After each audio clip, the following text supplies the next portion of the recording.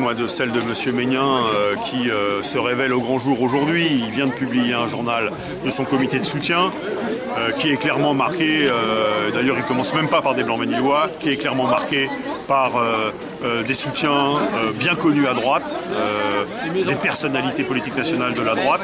Et cerise sur le gâteau, si je puis dire, il reçoit aujourd'hui le soutien de La République En Marche, le parti de M. Macron, président de la République, qui veut que chacun travaille plus longtemps pour avoir des pensions de retraite inférieures à ce qu'elles sont aujourd'hui, qui sont déjà pas brillantes. Donc je crois que le voile est tombé sur le caractère éminemment à droite et antisocial de M. Maignan et de ses amis.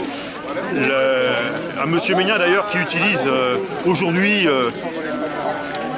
beaucoup de moyens, y compris à la limite de l'utilisation des moyens municipaux pour faire sa campagne. Et on le voit à travers la cérémonie des vœux, on le voit à travers l'utilisation du journal municipal, et on le voit au travers des multiples inaugurations aujourd'hui qui ont lieu en ville, qui sont tout simplement très limites d'un point de vue de la communication électorale. Bien, aujourd'hui, notre campagne, je crois, elle est prometteuse, à l'image d'ailleurs des nombreuses personnes rassemblées sur le marché aujourd'hui. Je crois que nous sommes très nombreux et nombreuses à porter nos couleurs, les couleurs du Blanc-Ménil en commun.